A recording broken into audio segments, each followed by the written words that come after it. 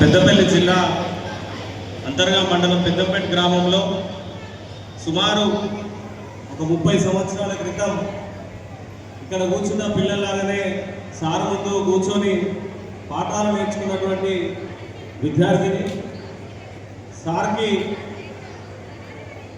ఒక రకంగా మాతృదేవో భవ, పితృదేవో భవ, ఆచార్య దేవో భవ అంటే తల్లిదండ్రుల తర్వాత అంతటి స్థానం కలిగినటువంటి వ్యక్తి ఎవరైనా ఉన్నారో అంటే అది గురువు అంటారు.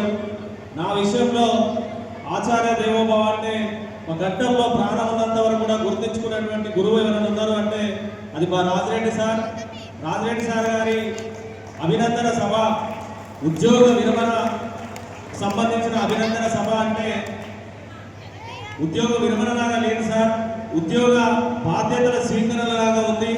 ఎందుకంటే నేను చిన్నప్పుడు చూసినప్పుడు మీరు ఎట్లా ఉన్నారో ఇప్పుడు కూడా అట్లనే ఉన్నారు సార్. నిజంగా 40 సంవత్సరాల తర్వాత కూడా చెక్కు చెదరకుండా ఆ సీక్రెట్ ఏంటో అమ్మ వాళ్ళకి చెప్పాలి సార్.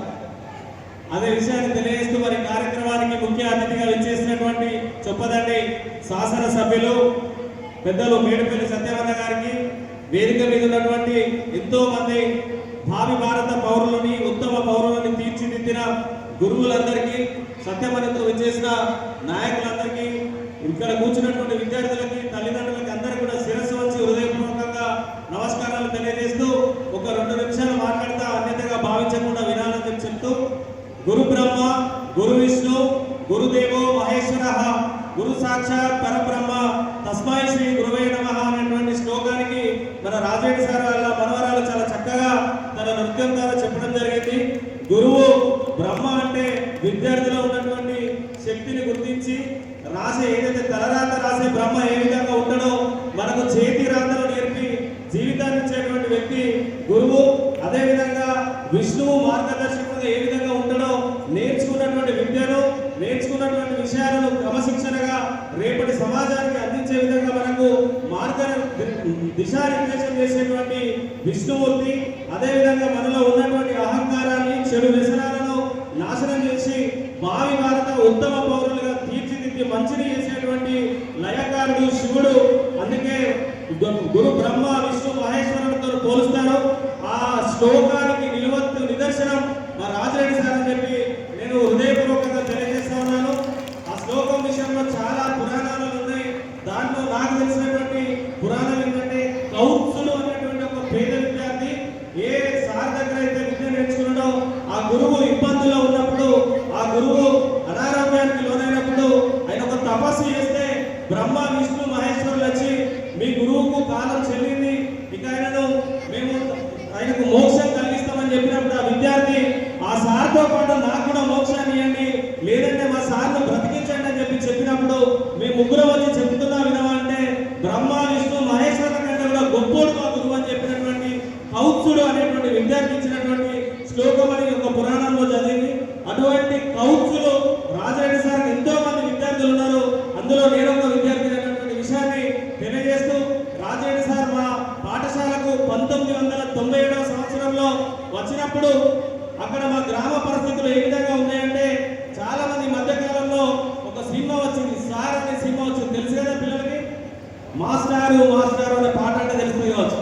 ఆ సినిమాలో ఏదైతే సినిమా హీరో అక్కడ ఉన్నటువంటి విద్యార్థులకు చదువు చెప్పాలని ఆలోచన చేస్తే అక్కడ ఉన్నటువంటి కొంతమంది వ్యక్తులు వీళ్ళు విద్య నేర్చుకుంటే రేపు భవిష్యత్తులో మాకు తిరగబడతారు, చైతన్యవంతులు అవుతారని చెప్పి ఆ పాఠశాల నడవకుండా అక్కడ ఉన్నటువంటి కొంతమంది వ్యక్తులు ఏ విధంగా అయితే ఆ టీచర్ని సినిమాలో వెళ్ళగొడతారు.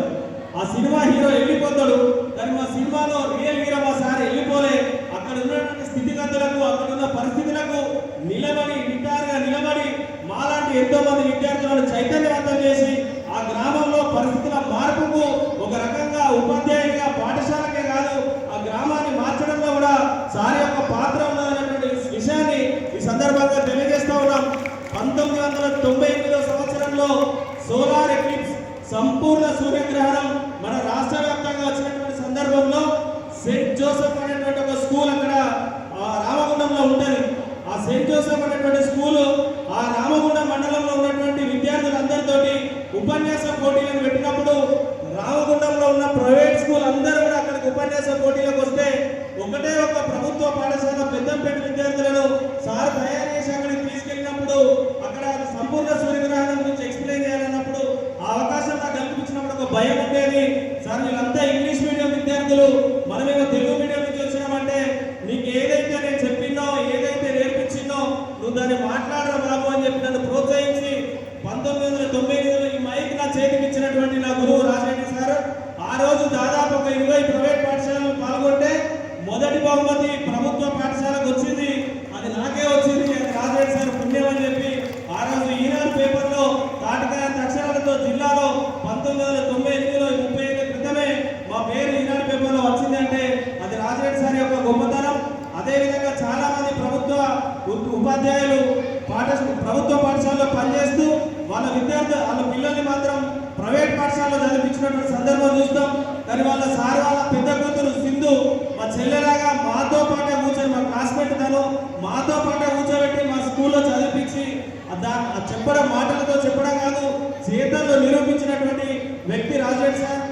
అలా చెప్పుకుంటూ పోతే అనేక కార్యక్రమాలు ఏపీటీఎఫ్ రాష్ట్ర మహాసభలు సార్ మీకు గుర్తుండే ఉంటుంది. అప్పుడు ఉమ్మడి ఆంధ్రప్రదేశ్గా కొత్తపల్లి గ్రామంలో జరిగినప్పుడు ఒక 5వ తరగతి చదివేటువంటి విద్యార్థులను ఒక బృందాన్ని తయారు చేసి ఆ రాష్ట్ర మహాసభలకు తీసుకెళ్లి వేలాది మంది టీచర్లు ఎంతో మందికి విద్య నేర్పేటువంటి టీచర్ల ముంగట మాతోటి పాటలు పాడిపించి మాతోటి ఆటలు ఆడిపించి మాతో మాట్లాడించినటువంటి మమ్మల్ని నాయకత్వ లక్షణాలు పెంపొందించినటువంటి వ్యక్తి రాజరెడ్డి సార్ అనేటువంటి విషయాన్ని తెలియజేస్తూ మరి రాజరెడ్డి సార్ గురించి చెప్పుకుంటూ పోతే ఇంకా చాలా విషయాలు ఉన్నాయి కాబట్టి సమయం లేదు కాబట్టి ఒకటే ఒక విషయం చివరిగా చెప్తాం. ఏంటిదనంటే మా ముగ్గురు మండలంలో ఉన్న సార్ శిష్యులమే ఇక్కడే మా అన్నయ్య మా తమ్ముడు నేను కూడా రావడం జరిగింది. మన కరీంనగర్ జిల్లాలో ఎవరికి పెళ్లి జరిగినా మొదటి వివాహ పత్రిక వేములవాడ రాజన్నకు పెట్టేస్తాం, తర్వాత మనకి ఇష్టమైన వాళ్ళకి ఇచ్చుకుంటాం. మా ముగ్గురు కూడా వేములవాడ రాజన్న తర్వాత రాజరెడ్డి సార్కి ఇచ్చినాం. ఇది నిజం, పొగడడానికి చెప్పలేదు, హృదయం లోతులంటూ చెప్తున్న మాట. సమయాన్ని ఎక్కువ అవుతున్నాయి కాబట్టి ఈ అవకాశాన్ని కల్పించినటువంటి గురువులందరికీ రాజరెడ్డి సార్ గారికి మేడం గారికి హృదయపూర్వకంగా ధన్యవాదాలు తెలియజేస్తూ మీ యొక్క శేష జీవితం అంతా కూడా మంచిగా ఉండాలని మీరు మంచిగా చేసి కాబట్టి మంచిగా జరుగుతుందని భావిస్తూ నిండు నూరేళ్ళు ఆయురారోగ్యాలతో అష్ట ఐశ్వర్యాలతో విరాజిల్లి మీరు ఉద్యోగం మాత్రమే విరమణ పొందుతున్నారు. ఇంకా ఎవరు ఏ అవకాశం సందర్భం వచ్చినా ఏ అవసరం వచ్చినా మీరు ఇంతకుముందు ఏ విధంగా అయితే మాట్లాడినో ఏ విధంగా అయితే ఉన్నారో అదే విధంగా ఉంటారని కోరుకుంటూ మరొకసారి శిరస్సు వంచి మీకు హృదయపూర్వకంగా కృతజ్ఞతలు sir. Thank you very much.